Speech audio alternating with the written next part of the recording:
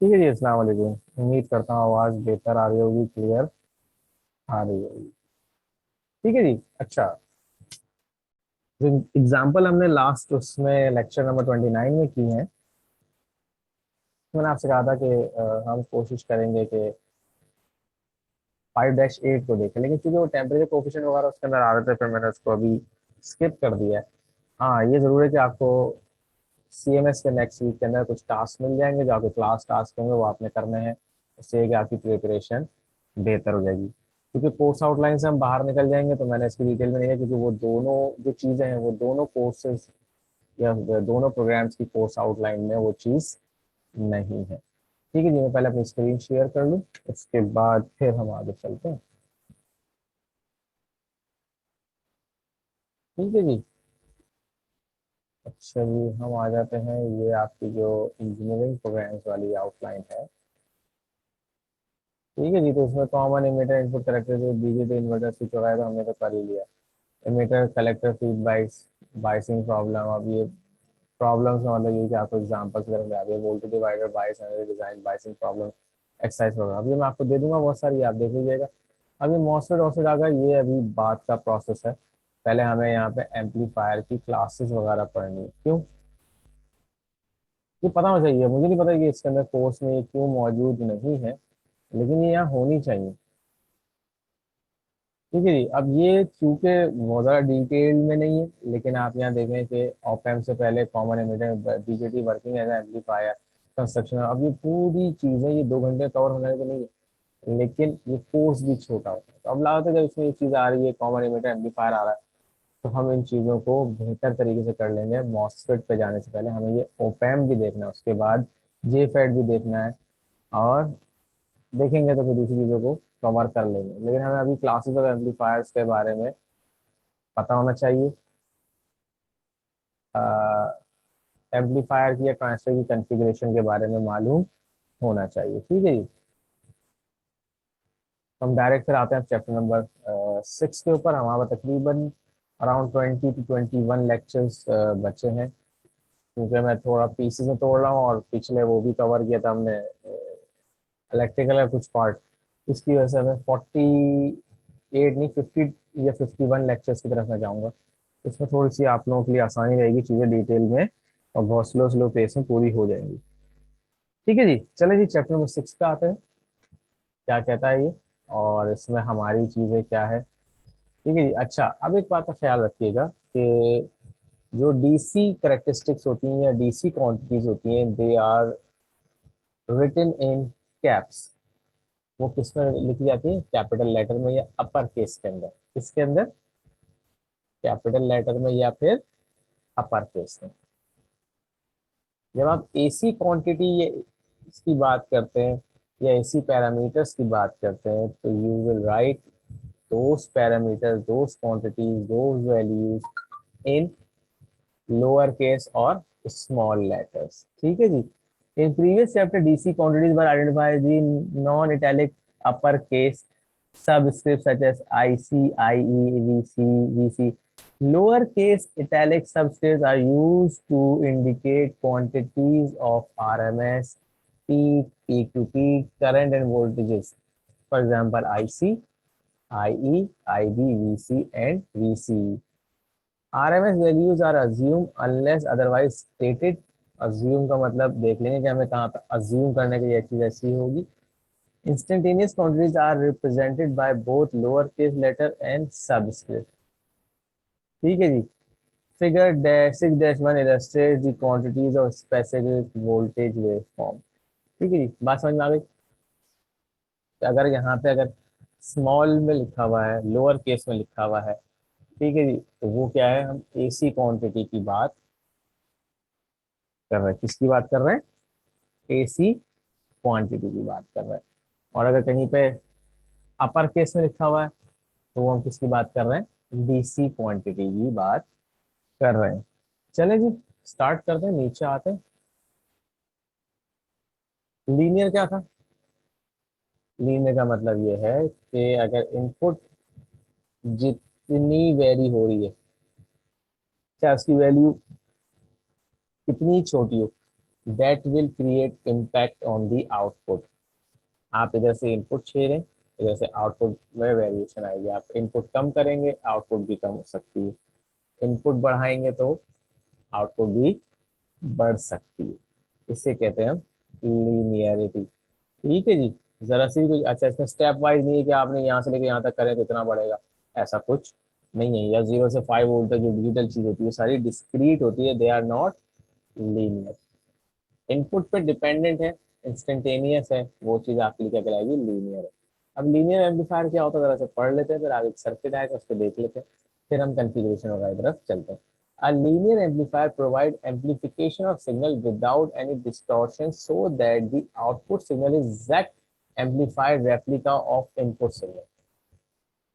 अच्छा, यहाँ पे इन्होंने रेप्लिका लिखा है, why they are not writing duplicate? What is the difference between replica and duplicate? जो हमारे पास अमूमन उस पर लिखा जाता है ना, कि यार ये ओरिजिनल का रेप्लिका है, रेबेन ग्लासेस हैं, फलाना ढिमकाना, ये क्या है रेप्लिका। तो दीज ये जो वर्ड है उनके ऊपर इस्तेमाल करना मुनासिब नहीं है। जो चीज़ एक दफ़ा बन गई और दोबारा चेंज नहीं हो रही, वो होती है आपकी डुप्लीकेट। ठीक है, जैसे आपने डुप्लीकेट चाबी बनवा ली, ठीक है जी। लेकिन रेप्लिका क्या होता है कि रियल टाइम में जो ओरिजिनल चीज़ चेंज हो रही होती है, वैसे ही उसकी कॉपी भी चेंज हो रही होती है। ठीक है जी। जैसे फर्स्ट कर, अगर मैंने यहाँ पे गूगल सिंक डाल रहा है, ड्राइव सिंक कर रहा हूँ मैं यहाँ से, तो क्या हो रहा है, अगर मैं यहाँ कोई चीज चेंज कर रहा हूँ तो इंस्टेंटेनियसली वहां भी वेरी हो रही है। These are called replication, not duplication. और जो आपके पास मार्केटिंग पॉइंट ऑफ व्यू जो रेप्लिका बोलते हैं, they are stating replica wrong, they should call it duplicate. ठीक है जी। ठीक है जी। तो क्या होगा, provide amplification of a signal without any distortion so that the output signal is exact amplified replica of input signal. ठीक है जी। अब डायरेक्ट रेप्लिका होता है, लेकिन एक आध एट्रीब्यूट होता है आउट ऑफ फेज वाला हो, ये भी हो सकता है। अब voltage divided by transistor with a sinusoidal AC source capacity coupled on to the base through C1 and load capacity coupled to the collector C2 as shown in figure। ठीक है जी। अगर आप ये कैपेसिटर को हटा दें, ये दोनों का, तो आपके पास ये वोल्टेज डिवाइडर बाय सर्किट बन गया। यहाँ कैपेसिटर लगाने का मकसद क्या है, तो अगर फर्स्ट करें वहां भी कोई ऐसा सर्किट है कि जो डीसी पे ऑपरेट हो रहा है और अल्टीमेटली होता ही है, तो उसके ऊपर जो वेरिएशन आ रही है आउटपुट पे, सिर्फ वो आपको यहाँ मिले, यानी एसी मिले। कैपेसिटर क्या करता है, कैपेसिटर क्या करता है, सीरीज में अगर हो, कैपेसिटर अगर सीरीज में हो तो डीसी के फ्लो को ब्लॉक करता है, लेकिन एसी को अलाउ करता है। तो अल्टीमेटली अगर इस तरफ ये सिस्टम लगा हुआ है आपका, अगर यहाँ पे डीसी के साथ जैसे ऐसे ही कोई सर्किट लगा हुआ है, तो वहां जो वेरिएशन हो रही होगी वो सिर्फ वेरिएशन या पास होगी, डीसी पास नहीं होगा। क्योंकि हम कैपेसिटर इसलिए लगाए थे कि हम कोई कनेक्ट होने वाले सर्किट के ऊपर भरोसा या ये नहीं कह के छोड़ देते कि यार वहां भी बीच में कैपेसिटर उसने आउटपुट पे लगा के दिया होगा। ठीक है, तो हम अपनी प्रोटेक्शन के लिए पहले से कैपेसिटर लगा सकते हैं, पहली चीज। दूसरी बात है कि वो कैपेसिटर बताया था कि हमारे पास कितनी फ्रीक्वेंसी पास होगी, कितनी नहीं होगी। इसी तरह से जब इस सर्किट का आउटपुट निकल रहा है, तो अगर यहाँ पे कोई सिग्नल नहीं है, तो यहाँ पे क्यू पॉइंट की वजह से कोई डीसी करंट मौजूद होगा। किसके ऊपर, आरसी के बाद इस पॉइंट पे। अब अगर कोई सिग्नल नहीं है तो ऑब्वियसली यहाँ डीसी करंट मौजूद है, तो डीसी करंट पास ना हो, लेकिन जैसे सिग्नल आएगा ये वेरिएशन स्टार्ट होगी, इसमें variation will be appearing on R L, only variation will be appearing on R L. इस वजह से अगर आर थ्री के पास कोई डीसी कंपोनेंट मौजूद है, वो अपियर नहीं होगा वी बी क्यू पे, लेकिन अगर कोई वेरिएशन होगी वो इम्पैक्ट डालेगी यहाँ पे मौजूद पहले से वोल्टेज पे। ये बात हम पिछले लेक्चर के अंदर कर चुके हैं कि इम्पैक्ट कैसे डालते हैं। ठीक है जी। तो अगर आप किसी ट्रांजिस्टर की से आउटपुट ले रहे हैं, किससे, कलेक्टर से, तो वो क्या होगा, आउट ऑफ फेज हो सकता है, क्योंकि ज्यादा कलेक्टर से मिलेगा तो आउट ऑफ फेज होगा। लेकिन आप इमीटर से लेंगे तो क्या होगा आपके पास, इन फेज होगा। ठीक है जी। करंट बढ़ेगा, वोल्टेज, ये अभी बात हो रही है सी से आउटपुट, तो यहाँ पे सी टू जो लगा वो वी सी या सी पे लगा हुआ। तो अल्टीमेटली बताया, चूंकि ये वेव बढ़ रही है, वोल्टेज बढ़ रहे हैं, ये बाइसिंग बढ़ेगी, तो वोल्टेज तो नीचे जाएंगे, लेकिन अल्टीमेटली करंट फ्लो बढ़ेगा। ठीक है जी, लेकिन आउट ऑफ फेज। जो वोल्टेज का आपका साइनसॉइडल वेव अपीयर होगी किसी भी इंस्ट्रूमेंट पे, जैसे कि आपका ऑसिलोस्कोप है, तो वो आउट ऑफ फेज जनरेट होगी, लेकिन ultimately current will be increasing. ठीक है जी। अच्छा जी, आप अज्यूम कर लें ट्रांजिस्टर क्या है, एक करंट सोर्स है जिसके साथ एक अपीयरिंग रेजिस्टेंस या रिएक्टिव रेजिस्टेंस किसकी है, बेस की। रिएक्टिव रेजिस्टेंस किसकी, एमिटर की। और एक reactive resistance with current source किसकी है, कलेक्टर की। ठीक है जी। आपके पास ये अपीयरेंट रिएक्टिव रेजिस्टेंस मौजूद होती है, एक्टिव रेजिस्टेंस, चेंजिंग रेजिस्टेंस। ठीक है जी, किसकी, आर ई की। और ये क्या आपका करंट सोर्स है। इसको ट्रांजिस्टर का इक्विवेलेंट सर्किट कहलाता है। इससे आपको फायदा है कि आपको किसी भी बीजेटी की एनालिसिस करने में आसानी रहती है। ठीक है जी। चलें, अब एच पैरामीटर या एच एफ ई पर ये हम पहले देख चुके हैं, तो इसकी डिटेल में ज्यादा जानने की जरूरत नहीं है।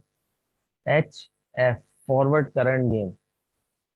ठीक है जी, एच पैरामीटर।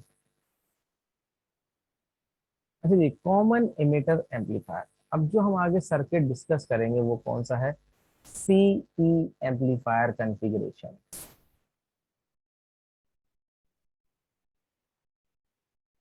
ये कौन सी कॉन्फ़िगरेशन है, ये कॉमन इमिटर एम्पलीफायर। क्यों, देखें, अगर ये आउटपुट आ रही है, ग्राउंड है, एमिटर भी ग्राउंड है, और इनपुट भी ग्राउंड है, तो output transistor and output transistor and input both are connected on, ये both are connected to a single terminal known as emitter. जबकि इसकी जो दूसरा टर्मिनल है वो कैपेसिटर के थ्रू जा रहा है बेस पे, और इसका आउटपुट भी कैपेसिटर से जा रहा है, तो डायरेक्ट कनेक्टेड। एग्जाम्पल कह रहा हूँ मैं खाली, क्योंकि कैपेसिटर जो होता है वो ओपन पाथ है, ये क्लोज पाथ नहीं है। ये रेजिस्टेंस क्या है, क्लोज पाथ है। तो चूंकि ये एमीटर ग्राउंड पे कनेक्टेड है और ये सर्व कर रहा है दोनों के लिए कॉमन टर्मिनल, यानी कि इधर भी कनेक्टेड है उधर भी कनेक्टेड, इसलिए कहलाता है कॉमन एमीटर एम्पलीफायर। मैंने आसान करके बताने की कोशिश की है, अगर आपको इससे बेहतर आता है दैट्स फॉर इट। ठीक है जी, पढ़ लेते हैं यहाँ क्या लिखा हुआ है।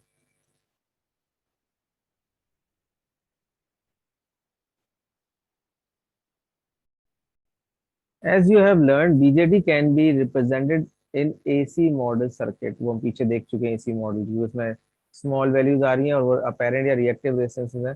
जब करंट आपका गुजरेगा तो रेजिस्टेंस वैरी होगी। Three amplifier components are the common emitter, common base and common collector. ये तीन मेजर हैं, CC common collector, CE common emitter, and CB common base. ठीक है, लेकिन हम समझने के लिए पहले सीई पे चलेंगे।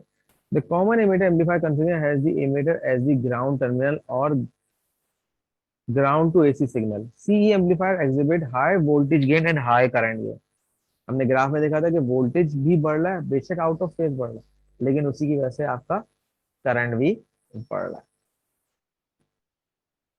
The common collector and common base configuration are covered in the section 6-4 and 6-5। तो अगर 6-3 में है तो हम इस एम्पलीफायर सर्किट को देखेंगे, लेकिन ये कौन सा एम्पलीफायर है, कॉमन इमिटर एम्पलीफायर है। कॉमन इमिटर एम्पलीफायर की सबसे खास बात क्या है कि ये high voltage gain, high current gain and high input impedance देता है। जो आर बी की वैल्यू ना, आर डैश बार की वैल्यू, आर बार बी या आर डैश बी की जो वैल्यू है वो बहुत ज्यादा आती है, इसलिए इसको स्टडी पहले किया जाता है, क्योंकि इनपुट इम्पीडेंस बहुत ज्यादा है, मतलब आने वाले सिग्नल या इनपुट सिग्नल को ज्यादा ये सिंक नहीं करेगा, उस पर लोड नहीं बनेगा।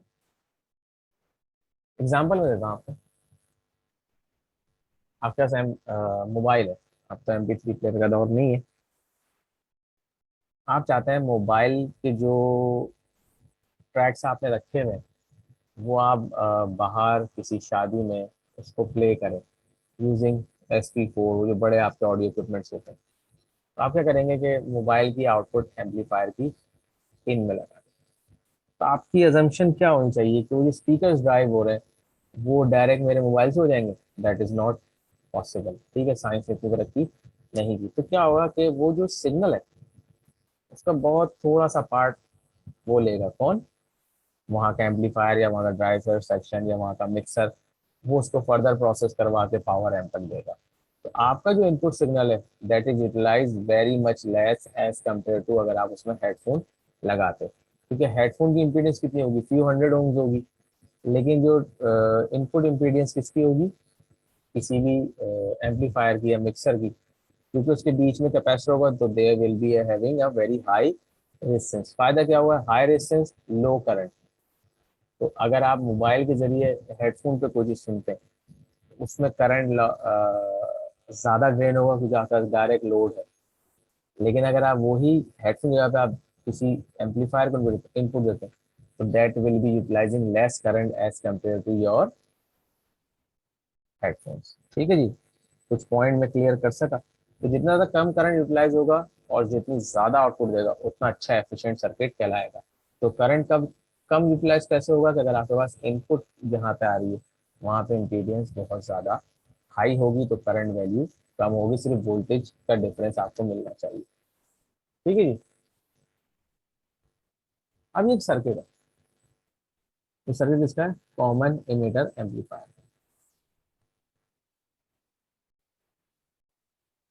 बीटा 150 है, ये 160 है, इसको देख लेते हैं इसमें इन्होंने कहीं ट्रांजिस्टर मेंशन नहीं किया कि इन्होंने कौन सा ट्रांजिस्टर लिया है। हम यहाँ पे BC547 लेंगे, लेकिन पहले हम एक चेक कर लेते हैं कि BC547 का और टू एन डबल टू का गेन कितना है। 546 एक ही बात है यार, 110 है, ये तो नहीं चलेगा। क्यों, क्योंकि यहाँ पे जो रिक्वायर्ड है, मैं इसको बंद कर दूँ, दैट इज रिक्वायर्ड बीटा 150, तो ये तो नहीं चलेगा भाई।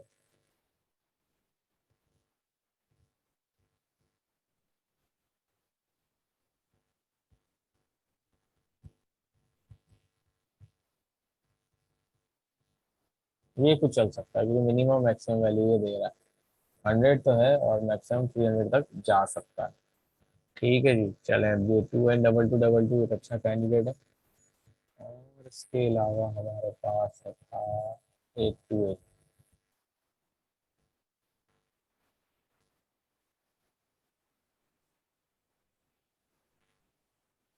132, तो ये भी जा सकता है, कोई मसला नहीं है। 828 भी हम इस्तेमाल कर सकते हैं, लेकिन साथ साथ और पैरामीटर्स देखें।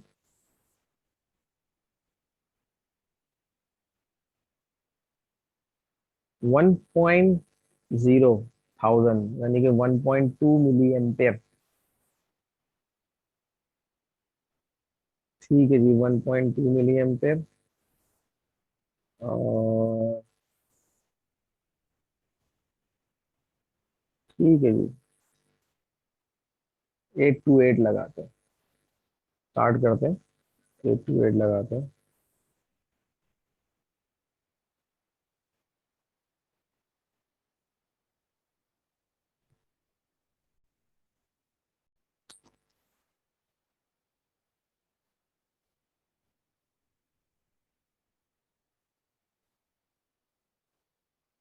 ठीक है जी, लोड हो चुका है, हम कॉमन एमिटर एम्पलीफायर बनाने जा रहे हैं।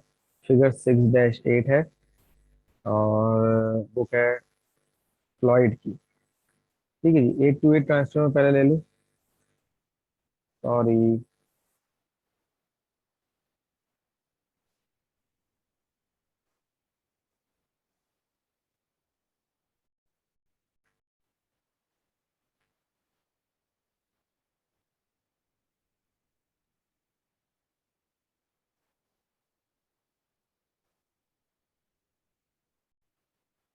828 इसका नहीं था, अच्छा जरूर।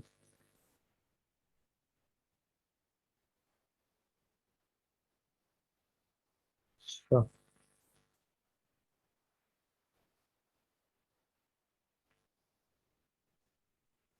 2SC1815 जरा चेक करते हैं इसका गेन कितना है।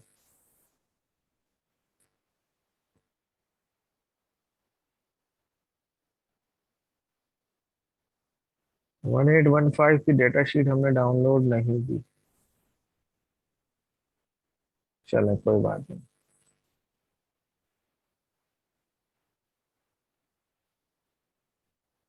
तो भाई नहीं है डिजाइन, हम तो कौन सा नया डिजाइन कर रहे हैं। 150 मिली एम्पेयर ठीक है, आईसीएस का। डीसी करंट गए। ओके 72 700 का गेन अच्छा है, मिनिमम पे मैक्सिमम देगा। 2SC 1815 चेक करता हूँ। 1815 तो है ये, अच्छा ट्रांसफर। ओके, अब क्या चाहिए हमें? 1 2 3 4, 4 रेजिस्टेंस 5 चाहिए, का RL भी चाहिए होगा ना, उसको लगा लेते हैं। तो लोड का मतलब स्पीकर टाइप की कोई चीज होती है, इसका इम्पीडियंस कम होता है। कम इम्पीडेंस लगाते हैं, लेकिन ये वॉटेज ज्यादा वाला पता नहीं मिलेगा नहीं मिलेगा पावर इसमें।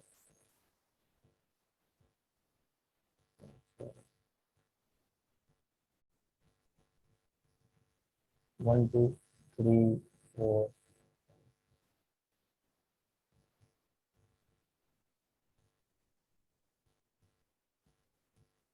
3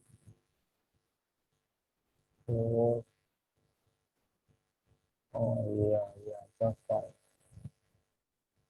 ठीक है जी, बेसिक से आ गया, कैपेसिटर आ गया। अब यहाँ पे क्या लेना है हमने? अलग इलेक्ट्रोलाइट हो गया, 1 माइक्रोफैराड, 10 माइक्रोफैराड एंड 1 माइक्रोफैराड। ठीक है जी, ये हम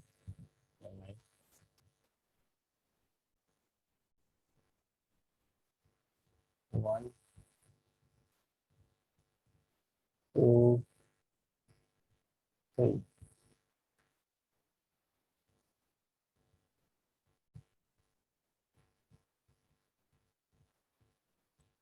सोर्सेस, डीसी पावर।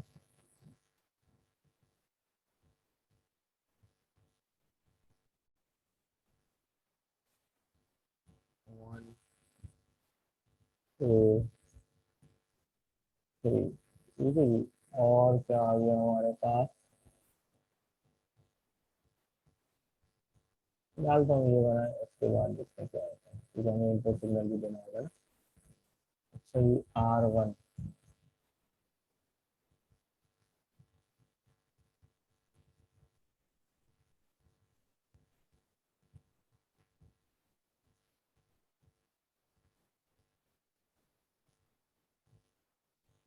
R1।22 के 6.8 के।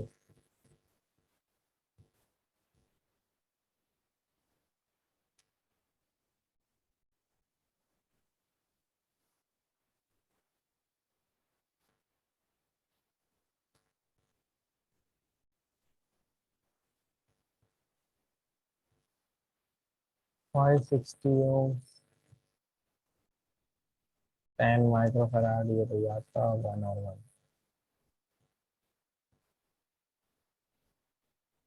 लोड रेजिस्टेंस अभी हम 1 किलो की रखते हैं, ठीक है जी। अच्छा जी, अब इसकी नेगेटिव आउट है, इसकी नेगेटिव आउट है, और ये प्लस माइनस ऐसे।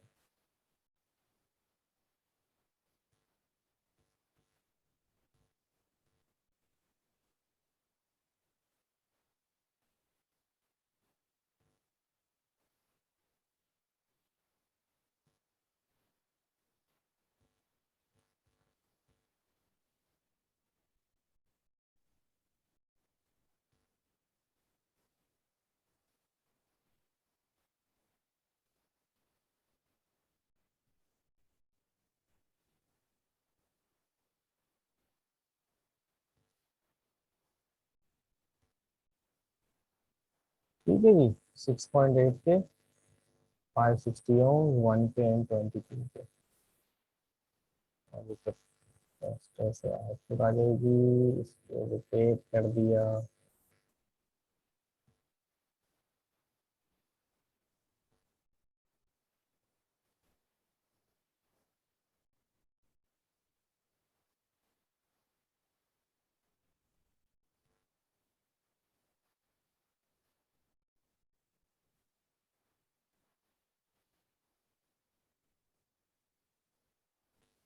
ठीक है जी, समझ में आ रहा है ना क्या हो रहा है? इसके ऊपर ज्यादा मुझे तो खास कमेंट्री करने की जरूरत नहीं है। 20 का प्लस इधर ही है।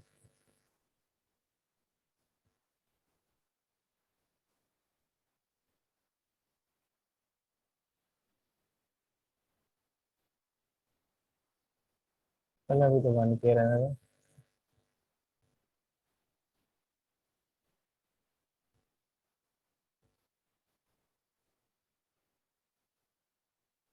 ठीक है जी। अच्छा जी, इनपुट पे जो पता चलेगा माइनस लेफ्ट साइड पे, दो रोटेट।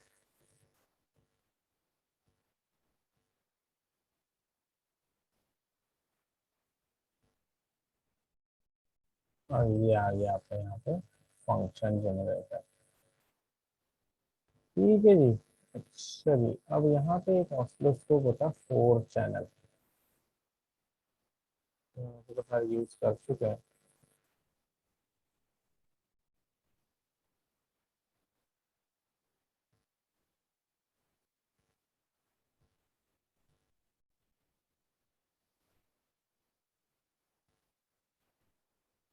अब आ जाए, सॉरी, फंक्शन जनरेटर के ऊपर।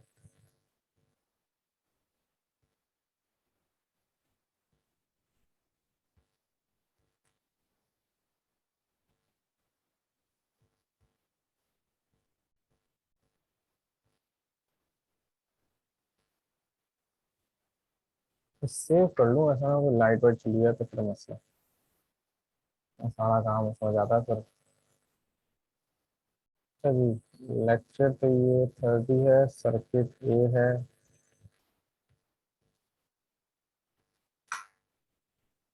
अब आ जाए जरा,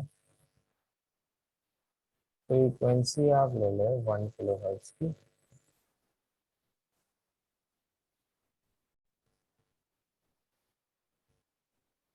10 माइक्रोवोल्ट। ठीक है जी, क्योंकि इनपुट दे रहे हैं ना अभी। चलो,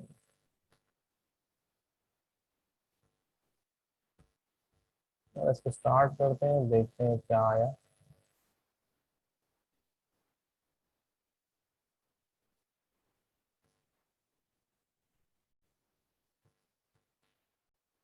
wow, nothing.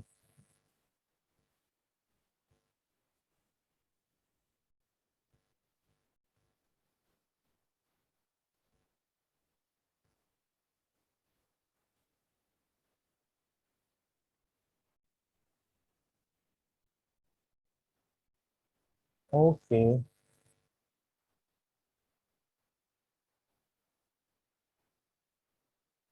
AC component check करेगा, 2 वोल्ट का है, 1 है।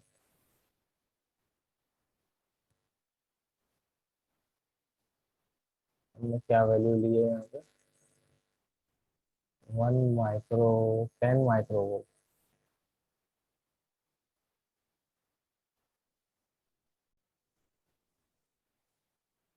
आ गया, ये आ गया।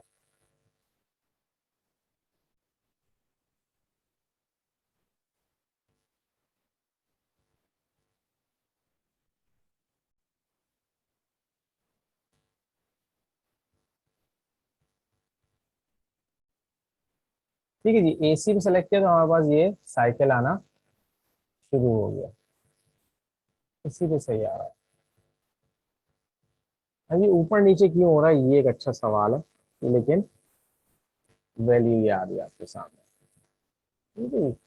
चलो जी, अब जरा आउटपुट की वैल्यू देते हैं, चैनल बी की।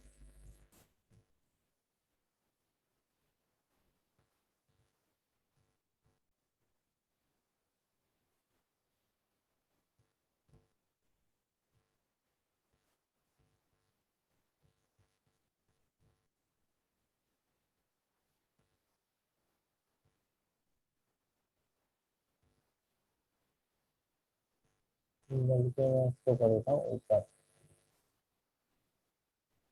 ये लेके जाते हैं, इसको ले जाते हैं ऊपर।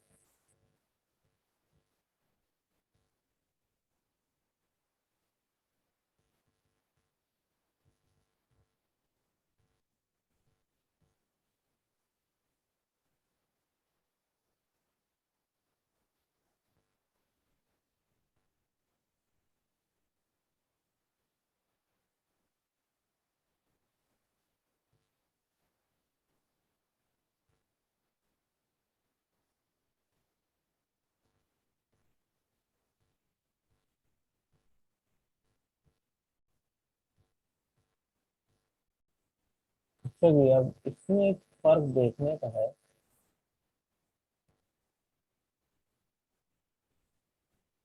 वी के सर डीसी डाउन है।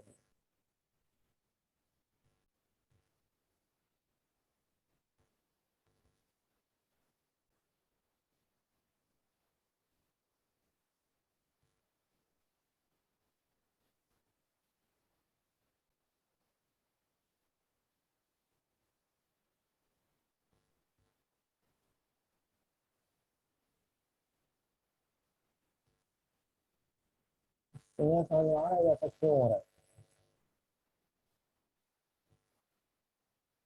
तो 2 मिली वोल्ट है और 10 माइक्रो वोल्ट, ये तो समझ में आ रहा है। 10 माइक्रो वोल्ट जगह पीसीपी तो ये 10 माइक्रो वोल्ट पीसीपी का है। यहाँ 1 वोल्ट का कोई फर्क नहीं आ रहा। और अगर मैं इसको बढ़ा दूँ जो भी कोई फर्क नहीं पड़ेगा। ठीक है जी। अब मैं यहाँ से वोल्ट बढ़ाता हूँ। अब आया ना।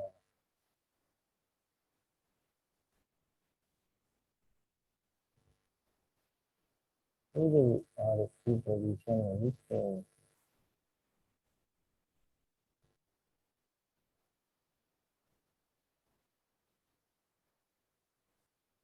नहीं होती तो 0 कर दूंगा।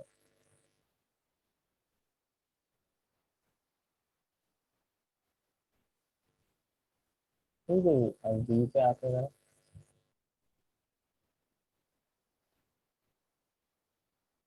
अब ये है 1 वोल्ट पर डिवीजन। ये है 10 मिली वोल्ट पर डिवीजन। ठीक है जी। अगर मैं इसको भी 10 मिली वोल्ट पे ले आऊँ तो सिग्नल मुझे कितना मिलेगा? ठीक है जी। सिग्नल तो एम्पलीफाई हो गया, सिग्नल तो एम्पलीफाई हो गया। अगर आप इसे गौर से देखें तो मैं स्टॉप कर रहा हूँ। ये एक ब्लॉक है हमारा 10 milli volt, 20 milli volt peak to peak. और ये वाले के अंदर चैनल बी के अंदर एक ब्लॉक है 200 का। तो 3 पे आ रहा है। इसका मतलब जो अमाउंट ऑफ गेन है कितना है भाई?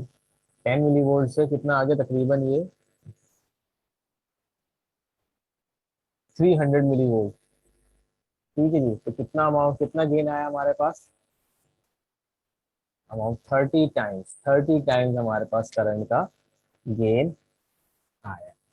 और वेरीफाई कर लें।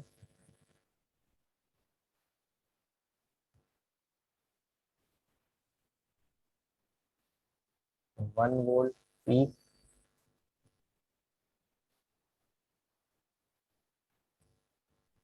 स्टार्ट करते हैं। ओके। चैनल 1 को एडजस्ट करें।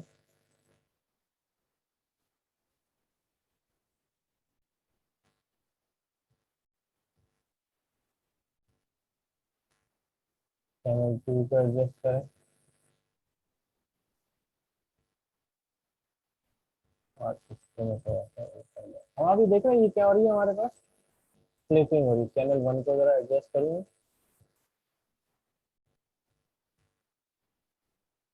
हम्म,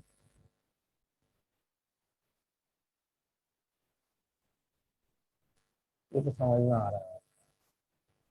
ठीक है जी। अभी देखिए ये चैनल बी पे क्या हो रही है? ये क्लिपिंग हो रही है। 5 वोल्ट पर डिवीजन है और इस पे हम अब देखिए ये तो वेव फॉर्म नहीं बना ना। इसका मतलब क्या है? ये ओवर बाइस हो रहा है और ये क्लिपिंग की तरफ जा रहा है। ठीक है जी। मैं इसको स्टॉप करता हूँ। ये एक ब्लॉक कितना है? 2 वोल्ट का। तो ये 1 वोल्ट पीक टू पीक। सही है, बात समझ में आ रही है। और ये आउटपुट कितनी आ रही है भाई?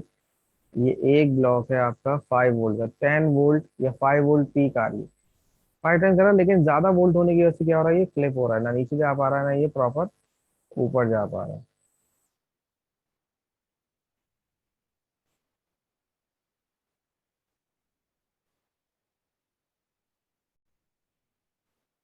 500 मिली वोल्ट, लेट्स सी।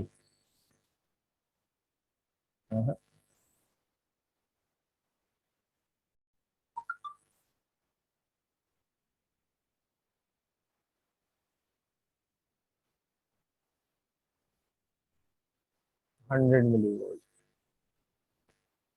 ठीक है जी, अभी भी आया लेकिन अभी भी पूरी वेव सही नहीं है। नीचे से देखिए कैसे दब रही है ऊपर, यानी ऊपर की पीक में और नीचे की पीक में फर्क देख लीजिए। मैं सो करता हूँ 50। अब कुछ बेहतर है।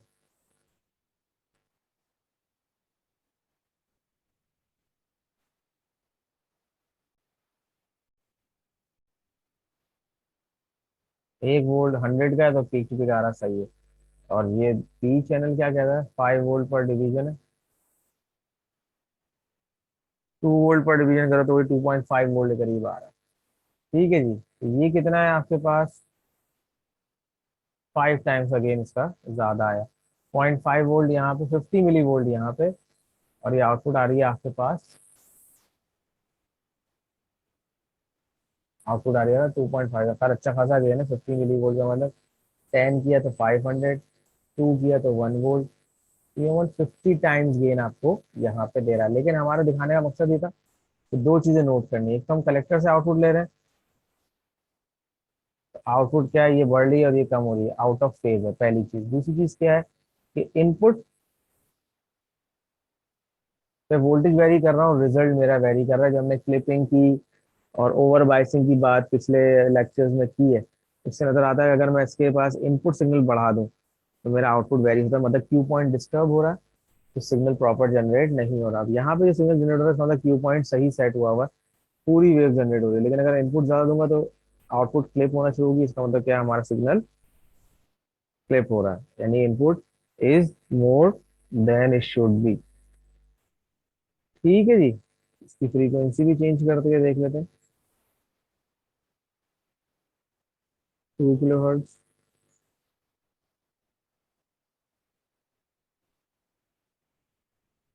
ठीक है जी, एंटर एंटर।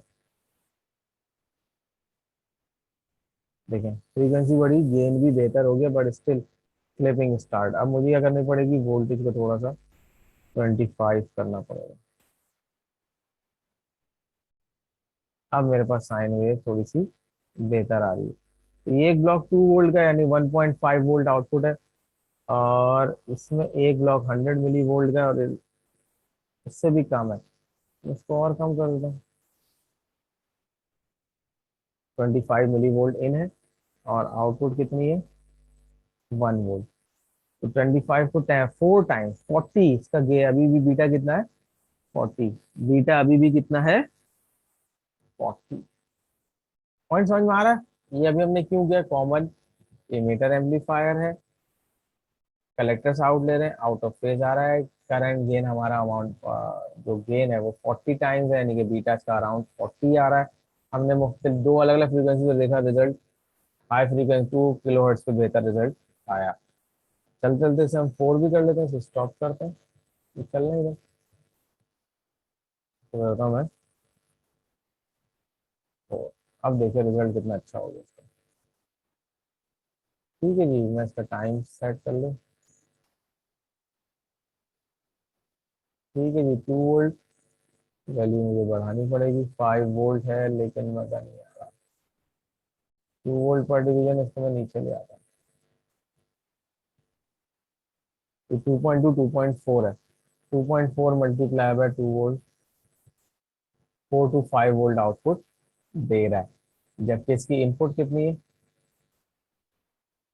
25, यानी 50 से 50 है ना एक बॉक्स, तो आधा आ रहा है साइन में, तो कितना हो गया, 25 मिली वोल्ट पीक। कहाँ 25 मिली वोल्ट और कहाँ पे 5 वोल्ट, तो कितना हो गया,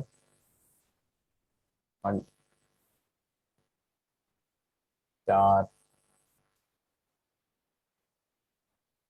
80, अब 100 जा रहा है सभी का, कितना जा रहा है, अब 100 जा रहा है। ठीक है जी, ये हमने करके देख लिया। इसको मैं कर रहा हूँ सेव, स्टॉप। अब आपके ऊपर है यस और सेव ऑल डेटा। आप इस एम्पलीफायर के सेक्शन को कितना पढ़ते हैं, कितना समझते हैं, मैंने अभी चला के दिखा दिया, आउट ऑफ फेज भी दिखा दिया। हाँ, डीसी वोल्ट नापना रह गए, जो कि मैं यहाँ पे नाप के आपको दिखा देता हूँ।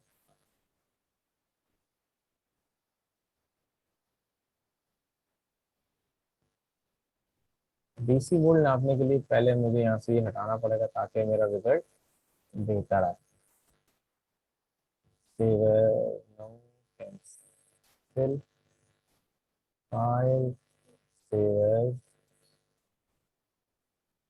ये आ गया हमारा बी। मुझे क्या क्या इसमें मेजर करना है? वी ई एंड वी सी, ठीक है जी, क्योंकि ये बाइसिंग बता रहे होंगे ना आपकी।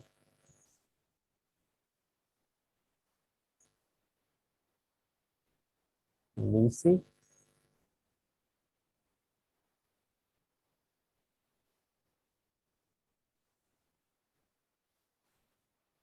और वी ई।